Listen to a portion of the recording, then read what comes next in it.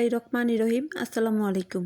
আজকে আমি আপনাদের সাথে শেয়ার করব Ramzan special chicken cheese samucha. আর এই সমুচাটা তৈরি করা যেমন সহজ, খেতেও অনেক বেশি মজার। ইফতার, বিকালে নাস্তা, বাচ্চাদের টিফিনে তৈরি করে দেখতে পারেন। আশা করছি সবার কাছে অনেক বেশি ভালো লাগবে।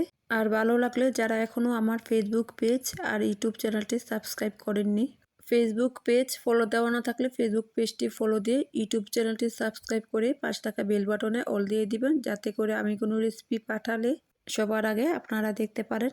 আর কিভাবে এই চিকেন চিজ সমুচাটা সংরক্ষণ করতে পারবেন সেই রেসিপিটা আমি আপনাদের সাথে শেয়ার করব। তো চলুন বেশি কথা না বলে দেখে নেওয়া যাক। চিকেন চিজ সমুচা তৈরি করার জন্য প্রথমে আমাদের চিকেনের পুরটা তৈরি করে নিতে হবে। এর জন্য চুলায় একটা কড়াই বসিয়ে এর মধ্যে দিয়ে দিব 3 টেবিল চামচ রান্না করা সয়াবিন তেল। তেলটা যখন খুব ভালোভাবে গরম হয়ে যাবে তখন এর মধ্যে দিয়ে দিব 1 কাপ চিকেন কিমা। আর চিকেনের কিমা তৈরি করে নেওয়া কিন্তু খুবই সহজ। মুরগির গোস্তগুলোকে ছোট ছোট করে কেটে এরপর ব্লান্ডার জারে, যে ছোট ব্লান্ডার জারটা আছে সেই জারের মধ্যে মুরগির গোস্তগুলোকে নিয়ে পানি ছাড়া ব্লেন্ড করে নিলেই কিন্তু মুরগির গোস্তের কিমা হয়ে যাবে। এবার চুলার আঁচ মিডিয়ামে রেখে 2 থেকে 3 মিনিটের মতো চিকেনের কিমাটাকে ভেজে নিতে হবে। যখন চিকেনের কিমাটা কিছুটা সাদাটে হয়ে যাবে তখন এর মধ্যে দিয়ে দিব হাফ টেবিল চামচ রসুন বাটা আর দিয়ে দিব হাফ টেবিল চামচ আদা বাটা। এবার আদা আর রসুন বাটাটা দিয়ে দেওয়ার পর নেড়ে চেড়ে আবারও কিছুক্ষণ সময় নিয়ে ভেজে নিতে হবে। এতে করে আদা আর রসুনের যে কাঁচা গন্ধটা আছে সেটা চলে যাবে। আর চুলার আঁচ কিন্তু প্রথম থেকে শেষ পর্যন্ত মিডিয়ামেই রাখতে হবে। কিছুক্ষণ কিমাটা ভেজে নেওয়ার পর এবার এর মধ্যে দিয়ে দিব 1 টেবিল চামচ তন্দুরি মশলা, 1 চা চামচ টালা জিরা গুঁড়া, হাফ চা চামচ লাল মরিচের গুঁড়া, হাফ চা চামচ সাদা গোলমরিচের গুঁড়া। সাদা গোলমরিচের গুঁড়ার পরিবর্তে কালো গোলমরিচের গুঁড়াও দিতে পারবেন। এবার এর মধ্যে দিয়ে দিব স্বাদ মতো লবণ। এবার নেড়ে চেড়ে মিশিয়ে নিব আর মিশিয়ে নিয়ে এবার এর মধ্যে দিয়ে দিব, এখানে আমি ছোট করে কেটে নেওয়া হাফ কাপ গাজর নিয়েছি আর নিয়েছি বড় সাইজের একটা পেঁয়াজ কুচি, 1/4 কাপ ধনিয়া পাতা কুচি আর 1/4 কাপ ক্যাপসিকাম। 3 টেবিল চামচ ব্ল্যাক অলিভ দিয়ে 3 থেকে 4 মিনিটের মতো নেড়ে চেড়ে ভেজে রান্না করে নিতে হবে।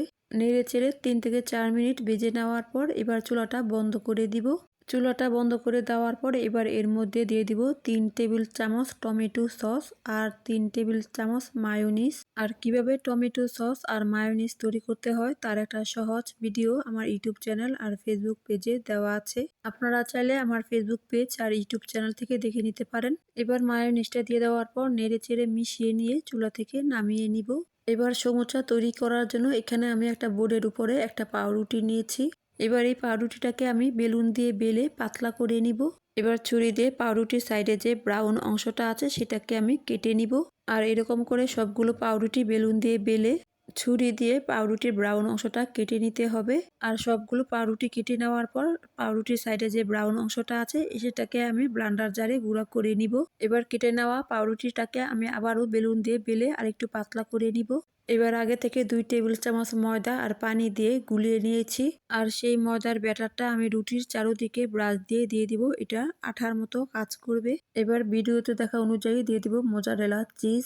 আর কিভাবে চিজ তৈরি করতে হয় তার একটা সহজ ভিডিও আমার ইউটিউব চ্যানেল আর ফেসবুক পেজে দেওয়া আছে, আপনারা চাইলে দেখে নিতে পারেন। এবার আগে থেকে তৈরি করে নেওয়া চিকেনের পুরটা দিয়ে দিব। আর চিকেনের পুরটা একটু বেশি করে দিয়ে দিবেন, এতে করে সমুচাটা খেতে অনেক বেশি ভালো লাগে। এবার ভিডিওতে দেখা অনুযায়ী চেপে চেপে 2 সাইডের মুখটা খুব ভালো করে বন্ধ করে দিতে হবে, যেন কোনো দিক দিয়ে ফাঁকা না থাকে। আর এরকম করে আমি সবগুলো তৈরি করে নিব।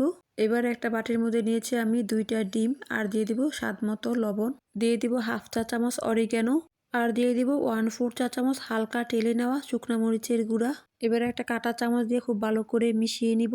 মিশিয়ে নেওয়া হয়ে গেলে দিয়ে দিব আগে থেকে জাল করে ঠান্ডা করে নেওয়া লিকুইড গরুর দুধ। প্রথমে আমি 2 টেবিল চামচের মতো দিয়েছি, এরপর আরও হাফ কাপ দিয়েছি। এবার খুব ভালো করে মিশিয়ে নিব। আর মিশিয়ে নেওয়া হয়ে গেলে ডিমের মধ্যে চুবিয়ে এরপর ব্রেডক্রামের মধ্যে গড়িয়ে নিব। আর এরকম করে আমি সবগুলো তৈরি করে নিব। আর এরকম করে সবগুলো তৈরি করে নেওয়ার পর এবার এই সমুচাগুলোকে আমি ডিপ ফ্রিজে রেখে দিব 2 ঘন্টার মতো। আর এই 2 ঘন্টা যখন সমুচাগুলো খুব ভালোভাবে শক্ত হয়ে যাবে তখন ডিপ ফ্রিজ থেকে বের করে যে কোনো এয়ারটাইট বক্স অথবা জিপলক ব্যাগের ভিতরে রেখে 2 মাসের মতো ডিপ ফ্রিজে সংরক্ষণ করতে পারবেন। আর ফ্রিজ থেকে বের করে সরাসরি তেলের মধ্যে ভেজে আপনারা ইফতারে, বিকেলে নাস্তায় অথবা বাচ্চাদের টিফিনে সমুচাগুলোকে ভেজে এরপর খেতে পারবেন। এবার কয়েকটা সমুচা আমি আপনাদেরকে ভেজে দেখাচ্ছি। চুলায় একটা কড়াই বসিয়ে এর মধ্যে পর্যাপ্ত পরিমাণে তেল গরম করে তেলটা যখন খুব ভালোভাবে গরম হয়ে যাবে তখন এর মধ্যে দিয়ে দিব 3টা সমুচা। এবার চুলার আঁচটা মিডিয়ামে রেখে উল্টে পাল্টে 2 দিক দিয়ে সমুচাগুলোকে ভেজে নিব। আর এই সমুচাগুলো কিন্তু ভাজতে খুব বেশি সময়ও লাগে না। উল্টে পাল্টে 2 দিক দিয়ে যখন সুন্দর একটা কালার হয়ে আসবে তখন তেলটা জড়িয়ে চুলা থেকে নামিয়ে নিতে হবে। আর এরকম করে বাকি সমুচাগুলোকে ভেজে নিতে হবে। আর সেই সাথে তৈরি হয়ে গেল Ramzan special chicken cheese samucha. সমুচাটা দেখতে শুধু সুন্দর না, খেতেও অনেক বেশি মজা। রেসিপিটি দেখার পর বাসায় তৈরি করবেন, আশা করছি সবার কাছেই ভালো লাগবে। আর রেসিপিটা ভালো লেগে থাকলে ভিডিওতে একটা লাইক দিয়ে ফ্রেন্ডস এবং ফ্যামিলির সাথে রেসিপিটা শেয়ার করতে ভুলবেন না। আর আজকের এই রেসিপিটা আপনাদের কাছে কেমন লাগলো কমেন্ট করে জানাতে পারেন। আর সেই সাথে আপনারা সবাই ভালো থাকবেন, সুস্থ থাকবেন। আল্লাহ হাফেজ।